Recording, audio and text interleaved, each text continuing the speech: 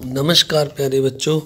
तो आइए आज शुरू करते हैं कक्षा 7th का अर्धवार्षिक परीक्षा संबंध 2023 गणित की आंसर की यानी गणित के जो सम हमें आज पेपर में आए हैं उन सभी का सॉल्यूशन हम निकालेंगे। तो यहाँ पर आवश्यक निर्देश में लिखा हुआ है सभी प्रश्न अनिवार्य हैं। प्रश्न संख्या 1 से 15 तक प्रत्येक का 1 अंक है। प्रश्न संख्या 16 से 18 तक प्रत्येक प्रश्न 2 अंक। प्रश्न संख्या 19 से 21 तक प्रत्येक प्रश्न 3 अंक तथा प्रश्न संख्या 22 से 23 तक प्रत्येक प्रश्न 5 अंक का है। तो आप सभी से वीडियो शुरू करने से पहले एक रिक्वेस्ट कि आपको वीडियो पसंद आए तो आपने वीडियो को लाइक करना है, शेयर करना है और जो चैनल पर नए हैं उन्होंने सब्सक्राइब भी जरूर करना है। तो आइए शुरू करते हैं सम नंबर 1। पहले सम में हमें लिखा हुआ है 1 से 10 सही उत्तर पर टिक का निशान लगाएं। तो पहला सम यहाँ पर है एक ऐसा पूर्णांक युग्म ज्ञात कीजिए जिसका अंतर -10 हो। तो इसका जो पहला ऑप्शन है वह सही है, क्योंकि इन दोनों अंकों का अगर हम अंतर करें -6 -4 करें तो ये यहाँ पर हमने माइनस लगा दिया घटाव के लिए। तो अब ये दोनों जुड़ जाएंगे, एक ही निशान है तो ये -10 आ जाएगा। अब सेकंड क्वेश्चन में लिखा हुआ है -30/10 का मान ज्ञात कीजिए। तो -30/10 अगर इनको हम काटें 30/10 को तो 0 के साथ 0 कट जाती है और ऊपर -3 अकेला बच जाता है। तो इसका ऑप्शन ख सही उत्तर है। अब नेक्स्ट 3 नंबर सामने लिखा है 3/5 और 2/7 का योग ज्ञात कीजिए। तो अगर हम नीचे 5 और 7 का एलसीएम देखें तो ये हमारे पास 35 आता है। अब दोनों में हमने 35 बनाना है ऊपर नीचे, तो यहाँ पर 7 से गुना करेंगे, 3 को भी करेंगे तो ये यहाँ पर 7 या 21 आ जाएगा। इसी तरह यहाँ पर हम जो है 5 के साथ गुना करेंगे तो ये 7 5 35 हो जाएगा और ऊपर भी गुना करेंगे तो 5 दूनी 10। 21 और 10 को अगर हम जोड़ेंगे तो 31 बन जाता है, यानी 31/35 ग इसका उत्तर है। सम नंबर 4 में लिखा हुआ है सरल कीजिए 2/3 गुना 6 डिवाइड 4। तो हमने इनको सरल करना है। तो देखिए पहले हम सबसे बोर्ड मास का जो रूल है उसमें पहले डिवाइड को सॉल्व करना होता है। तो 6 जो है हमारे पास इसके साथ जो 4 डिवाइड है इसको हम इसके नीचे लगा देंगे, तो इस तरह ये डिवाइड कर देंगे इसको। तो अब ये काटे जा रहे हैं, कैंसिल हो रहे हैं। 2 एकम 2, 2 दूनी 4, 2 एकम 2 और 6 के साथ कैंसिल हो रहा है, 3 दूनी 6, 3 एकम 3, 3 एकम 3। तो इसको काट कर हमारे पास 1 बच जाता है, 1 एकम 1 और नीचे भी 1, तो नीचे 1 छोड़ सकते हैं। तो 1 इसका सही उत्तर ख इसका आंसर आ जाएगा। नेक्स्ट सम में 5 नंबर में लिखा है प्रथम 5 प्राकृतिक संख्याओं का माध्य ज्ञात करो। तो अगर हम प्रथम पहली 5 संख्याएं देखें तो हमारे पास 1 2 3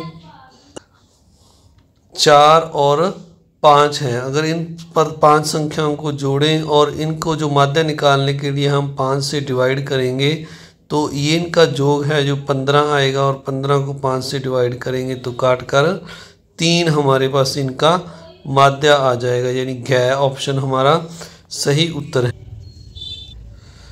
अब नेक्स्ट क्वेश्चन नंबर 6 है हल करो समीकरण हल करो x + 6 = 2। अगर हम x जो है 2 है, जो इसके जो 6 हैं प्लस का इस साइड में, तो इसको दूसरी साइड पे लेके जाएंगे तो ये -6 हो जाएगा।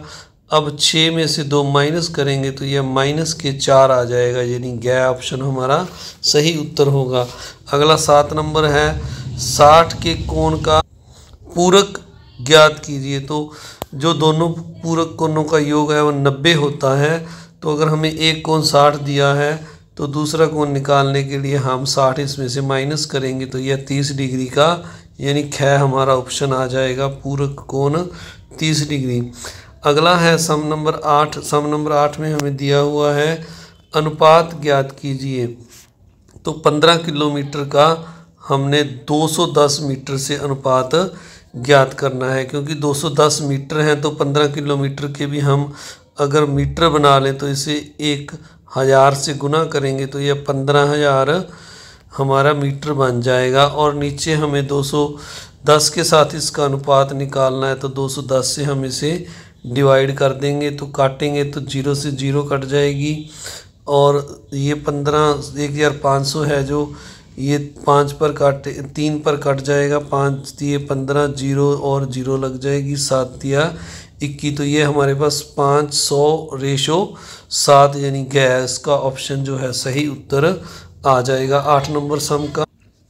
अब प्रश्न नंबर 9 में हमें दिया हुआ है किसी त्रिभुज के दो अंत कोणों का योग 120 डिग्री हो तो तीसरा कोण ज्ञात कीजिए। हमें पता है प्यारे बच्चों त्रिभुज के तीनों कोणों का योग 180 डिग्री होता है, दो कोणों का योग 120, अगर इसमें से माइनस कर दे तो 60 डिग्री हमारा तीसरा कोण यानी ज्ञेय उत्तर आ जाएगा। अब यहाँ पर 10वें सम में लिखा हुआ है 75 - 75 डिवाइड 75, तो 75 माइनस के हैं, इसको अगर 75 के साथ डिवाइड करेंगे तो ये 75 एकम 75, 75 एकम 75, तो 1 हमारा आ जाएगा। यानी जो 75 जो हमारा ज्ञेय ऑप्शन है, ऑप्शन ज्ञेय है, यह इसका सही उत्तर आ जाएगा, ज्ञेय ऑप्शन सही है। तो अगला जो सम है इसमें हमें 7 को डिवाइड करना है, -7/3 गुना 2। तो प्यारे बच्चों पहले हम यहाँ पर जो 7 है इसको जो डिवाइड का साइन है इसको मल्टीप्लाई का करेंगे, तो पहले डिवाइड को सॉल्व करना है, तो 7/3 है जो उल्ट कर 3/7 हो जाएगा, और 2 के साथ गुना करेंगे तो 7 के साथ 7 कट जाएगा, तो 3 दूनी 6 जो है हमारा इसका जो उत्तर आ जाएगा, 3 दूनी 6। 3 को 2 के साथ गुना करेंगे, नीचे 1 है तो नीचे 1 हम छोड़ भी सकते हैं, तो 6 हमारा उत्तर आ जाएगा। तो इस तरह आपने ये सम पूरा मतलब आपने जो पेपर में किया है उसके साथ मिलान कर लेना है। आप सभी से नेक्स्ट सम करने से पहले एक बार फिर से रिक्वेस्ट है कि अगर आपको वीडियो पसंद आए तो आपने इसको लाइक करना है, शेयर बटन भी दबाना है, और अगर आप चैनल पर नए हैं तो आपने चैनल को सब्सक्राइब ज़रूर करना है, ताकि इससे मुझे मोटिवेशन मिलती है मैं आप सभी के लिए और अच्छी वीडियोस बना सकूं। तो आइए अब अगला सम देखते हैं। सम नंबर 10 के 11 के बाद सम नंबर 12 और 13 को देखते हैं। 12 नंबर में हमें लिखा हुआ है समीकरण हल करो, सॉल्व द इक्वेशन 3y = 42। तो हम 3 को दूसरी साइड पे ले जाएंगे 42 के, और इसको काट देंगे 3 और 42 को, तो हमारा 14 जो है इसका उत्तर आ जाएगा। अब 13 नंबर सम में लिखा है 8, 6, 12, 9, 3 का परिसर ज्ञात कीजिए। तो परिसर क्या होता है प्यारे बच्चों, जो सबसे बड़ी संख्या है यहाँ पर 12, इसमें से छोटी संख्या है जो 3 को माइनस करेंगे तो 9 इसका परिसर आ जाएगा। अब इसके बाद क्वेश्चन नंबर 14 है, यहाँ पर लिखा हुआ है एक ऐसा कोण ज्ञात कीजिए जो अपने पूरक के समान हो। तो प्यारे बच्चों दो पूरक जो कोण होते हैं उनका योग 90 डिग्री होता है।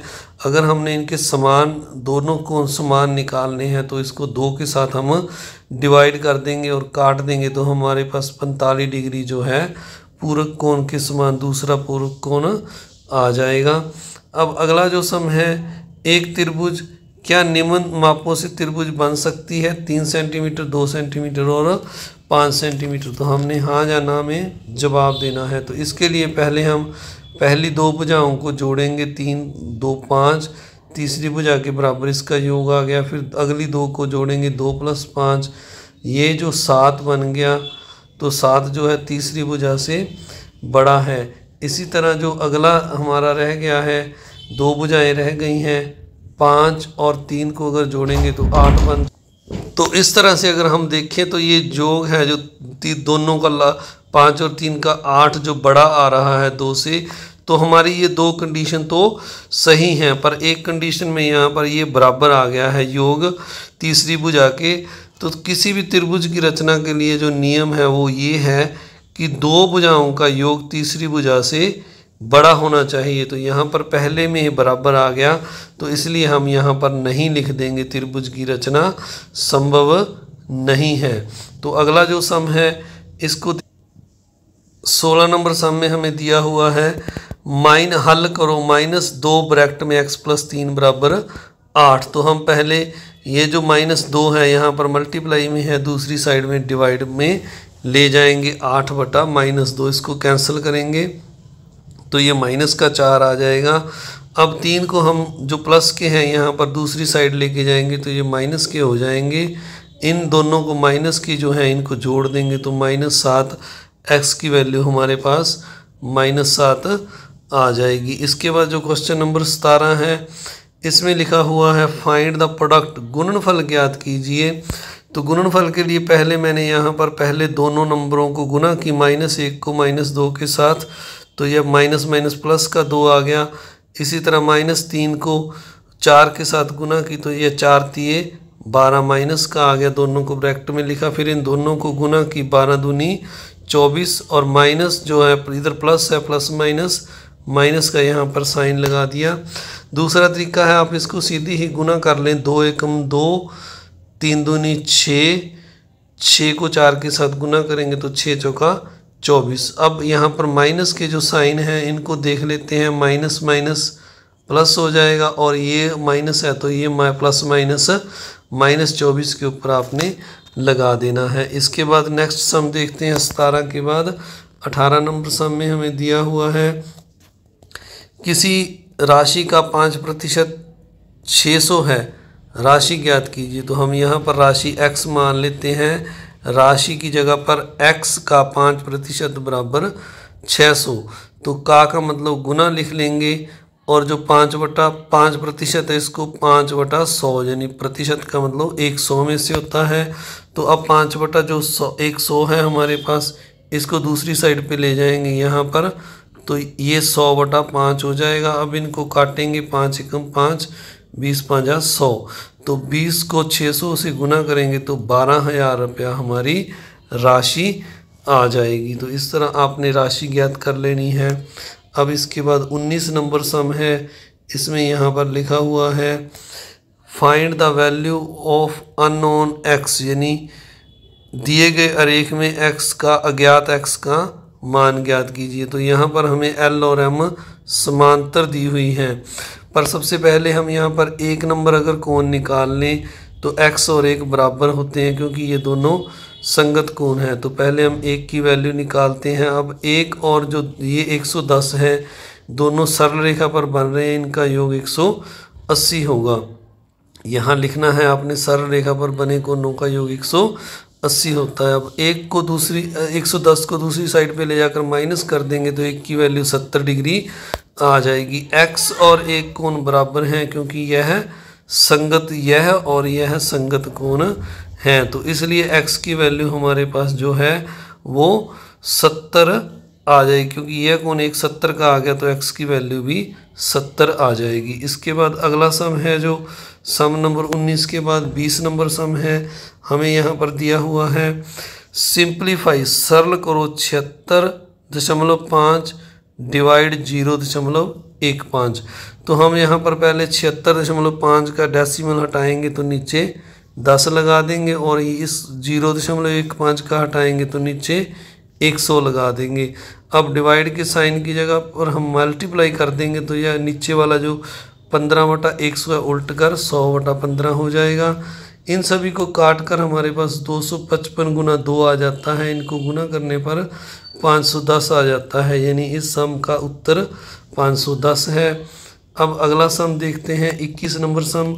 यहाँ पर दिया हुआ है हमें एक त्रिभुज PQR है जिसका P कोण समकोण है। यदि PQ 10 सेंटीमीटर PR 24 सेंटीमीटर हो तो QR ज्ञात कीजिए। तो हमने यहाँ पर एक त्रिभुज बना लिया है जिसमें PQ हमें 10 सेंटीमीटर दी हुई है, PR 24 दी है और यहाँ पर P कोण 90 का दिया हुआ है। इसके सामने वाली भुजा हमने QR ज्ञात करनी है जिसको हम कर्ण कहते हैं। PQ लंब आधार है और PR जो है हमारी लंब है। तो हम लिखेंगे यहाँ पर समकोण त्रिभुज PQR में PQ हमें 10 सेंटीमीटर दी हुई है और जो है PR है वो 24 सेंटीमीटर है। तो कर्ण का वर्ग आधार का वर्ग प्लस लंब के वर्ग के बराबर होता है। तो ये फार्मूला लगाएंगे हम, कर्ण का वर्ग बराबर आधार यानी 10 का वर्ग, फिर 24 का वर्ग। तो 10 का वर्ग 10 को 2 बार मल्टीप्लाई करेंगे तो 100 आ जाएगा। इसी तरह 24 को 2 बार गुना करेंगे, 24 का वर्ग अगर आपको याद हो तो 576 है। इन दोनों को जोड़ेंगे तो 676 बन जाएगा। अब 676 का हमने एलसीएम निकाल कर पेयर बना लेने हैं। तो यहाँ पर जो 26 है मैं आपको एलसीएम निकाल कर बताता हूँ, जल्दी से आप देखिएगा। तो 676 को मैं थोड़ा बड़ा करके लिखता हूँ यहाँ पर। तो देखिए 676 इसको अगर 2 पर करेंगे तो यहाँ पर आ जाएगा 3 दूनी 6, 3 दूनी 6, 8 दूनी 16। फिर से 3 पर 2 पर करेंगे, 2 एकम 2, 6 दूनी 12 और 1 बच गया, 9 बन गए, 9 18 बन गए, 9 दूनी 18। अब यह 13 पर जाएगा, 13 गुना 13, 13 करेंगे तो 169 का 13 आ जाएगा, फिर 13 एकम 13। तो यहाँ पर 2 का एक पेयर और 13 का एक पेयर है, तो इनको हम अगर मल्टीप्लाई करेंगे तो 13 गुना 2 यानी ये वर्गमूल है जो 676 का, 13 दूनी 26 आ जाएगा। तो यहाँ पर हमने 26 लगा दिया, 26 का वर्ग लगा दिया है। अब हम इस 2 को 2 के साथ कैंसिल कर दें, या कहें कि वर्गमूल जो है क्यू 26 आ गया है, तो क्यू आर की वैल्यू हमारे पास 26 आ गई। आपने क्यू आर की वैल्यू फाइंड आउट करनी है, इसको हम पाइथागोरस प्रमेय भी कहते हैं। तो आइए अब अगला सम देखते हैं। इसके बाद 21 नंबर के बाद 22 नंबर सम में हमें दिया हुआ है यहाँ पर, राम ने एक कार 3,50,000 में खरीदी। अगले वर्ष उसने 5% हानि पर अपनी कार बेच दी। कार का विक्रय मूल्य ज्ञात कीजिए। तो यहाँ पर हमें खरीद मूल्य 3,50,000 दिया है, हानि 5% दी है। तो हमने पहले कुल हानि निकाल लेनी है। 5 जो है वो 100 पर है, तो 5/100 गुना 3,50,000 पर हम निकाल लेंगे। इनको काट कर हमारे पास 3,500 बच गया है, और इसको 5 के साथ गुना करेंगे तो 17,500 हमारी कुल हानि आ जाएगी। अब क्योंकि विक्रय मूल्य निकालना है तो विक्रय मूल्य का फार्मूला होता है क्रय मूल्य माइनस हानि। क्योंकि तो 17,500 हमारी कुल हानि है, तो हम कुल हानि के लिए क्रय मूल्य में से कुल हानि को निकाल देंगे। तो हमारे पास यह जो है 3,32,500 विक्रय मूल्य आ गया है कार का। तो इस तरह से आपने इस सम को पूरा करना है। इसके बाद नेक्स्ट सम है जो इसका जो लास्ट सम है, हम इसको देख लेते हैं जल्दी से। यहाँ पर हमें लिखा हुआ है 23 नंबर सम, एक विद्यार्थी के प्रथम सत्र और द्वितीय सत्र के प्रदर्शन दिया हुआ है। वो एक उपयुक्त स्केल चुनकर एक दोहरा दंड आलेख खींचिए और दिए गए प्रश्नों के उत्तर दीजिए। तो हमने एक दंड आलेख खींचना है और एक जो हमें नीचे यहाँ पर प्रश्न दिए हुए हैं इनके उत्तर देने हैं। तो सबसे पहले हम इन प्रश्नों के उत्तर देख लेते हैं। किस विषय में विद्यार्थी ने अपना प्रदर्शन सबसे अधिक सुधार किया? तो किस विषय में सुधार किया, अगर हम इस सारणी को देखें तो प्रथम सत्र में उसने अंग्रेजी में 67 अंक लिए और द्वितीय में 70 अंक लिए, यानी 3 अंक की बढ़ोतरी है। और यहाँ हिंदी में 72 लिए और अगले सत्र में 65 लिए, तो यानी उसके जो हैं 7 अंक कम हो गए हैं। गणित में पहले 88 थे और अब 95 हो गए हैं, तो 7 अंक बढ़ गए हैं। विज्ञान में उसके 4 अंक बढ़े हैं और सामाजिक में उसके 2 अंक बढ़े हैं। तो अगर हम सुधार देखें तो सबसे ज़्यादा सुधार उसका गणित विषय में 7 अंक बढ़े हैं। तो यहाँ पर हम लिख देंगे सबसे सुधार उसका गणित विषय में हुआ है। और अगला प्रश्न है, क्या किसी विषय में प्रदर्शन नीचे गिरा है? तो हाँ, हिंदी में उसके जो हैं 7 अंक कम हुए हैं, तो हिंदी में उसका प्रदर्शन नीचे गिरा है। तो आइए अब इसका हम आलेख देख लेते हैं। हमने आलेख को कैसे बना, इस सम में सबसे पहले हमने स्केल चुनना होता है। स्केल जो है हमने 1 इकाई 10 अंक के बराबर लिखा है, यानी आपके अगर आप स्केल चुनो तो 1 सेंटीमीटर बराबर 10 जो है लिख सकते हैं, 1 सेंटीमीटर बराबर 10 अंक लिख सकते हैं। इसके अलावा आप अपनी मर्जी से भी स्केल चुन सकते हैं, 1 सेंटीमीटर बराबर 10 अंक लिख सकते हैं, जहाँ आप जैसा भी स्केल चाहें चुन सकते हैं। तो यहाँ पर पहले हमें अंग्रेजी विषय है, यानी जो प्रथम सेमेस्टर के जो प्रथम सत्र के अंक हैं वो हमने लिखने हैं। तो प्रथम के लिए हम यहाँ पर इस बॉक्स में ऐसे लाइनें लगा देते हैं। यानी जो प्रथम ये वाला बॉक्स है हमारा, ये प्रथम सेमेस्टर को दर्शा रहा है। यहाँ पर हमें अंग्रेजी में 67 अंक दिए हैं, तो देखिए ये 70 से थोड़ा कम है, जो 67 यहाँ पर दिखाई दे रहा है हमें, ये 67 के पास है। तो यहाँ पर आप 67 लिख भी सकते हैं थोड़ा अलग करके। तो इसके अलावा जो सेकंड सेमेस्टर में अंग्रेजी में 70 अंक है, तो यहाँ पर ये यहाँ जो दूसरा है ये 70 दिखाए गए हैं। इसको हम खाली छोड़ देंगे और एक में हम यहाँ पर ब्लैक या अपने पेंसिल से अपने लाइनें लगा देनी है। दूसरा है हिंदी। तो हिंदी में जो प्रथम सेमेस्टर है उसमें उसने 72 अंक प्राप्त किए हैं। ये जो इसकी जो 7 से जो थोड़ा सा ऊपर दर्शाया गया है, इसको यहाँ पर अगर देखें तो यहाँ से हमें 72 नज़र आएगा, ये 72 है। इसके बाद हिंदी में जो दूसरा सेमेस्टर है, यहाँ पर भी हमने ऐसे लाइनें लगा देनी है फर्स्ट सेमेस्टर को दिखाने के लिए। हिंदी में जो दूसरा सेमेस्टर है उसमें 65 अंक आए हैं, तो 60 से थोड़ा ऊपर इसने यहाँ पर इसके जो है 65 अंक यहाँ पर आप देख रहे हैं, ये 65 अंक हैं यहाँ पर इसने दिखाए हुए हैं। इसी तरह अब जो अगला है हमारे पास, इसके बाद जो हिंदी के बाद हमारे पास है गणित। तो गणित के भी इसी तरह दोनों विषयों के अंक दिखाए हुए हैं यहाँ पर। जो पहला सेमेस्टर है गणित का, उसमें उसके 88 यानी 88 अंक आए हैं और दूसरे में उसके 95 यानी 95 अंक आए हैं। इसी तरह विज्ञान का जो है आपने यहाँ जो लिखा हुआ है प्रथम अंक को, ये जो लिखा हुआ है हमारे पास यहाँ पर आपने, मैं थोड़ा बताना भूल, यहाँ पर आपने प्राप्त अंक लिखना है और दूसरी साइड पे आपने जो है विषय लिखना है। इसको थोड़ा ऊपर कर लेते हैं। यहाँ पर नीचे जो यहाँ नीचे इसके बिल्कुल यहाँ पर आपने विषय लिखना है, ये विषय है और ये प्राप्त अंकों की संख्या है, अंकों की संख्या लिखना है। तो अब जो नेक्स्ट है हमारा हिंदी गणित के बाद विज्ञान का, तो विज्ञान के लिए भी आपने इसी तरह से यहाँ पर लाइनें लगा देनी है विज्ञान पर। तो ये 81 है, ये देखिए 80, अगर इसकी लाइन को हम यहाँ पर मैच करें तो 81 के पास आ रही है। इसी तरह जो दूसरा सेमेस्टर है उसमें उसने 85 अंक प्राप्त किए, यानी यहाँ से अगर इस लाइन को खींचे तो ये लगभग 85 के पास जा रही है।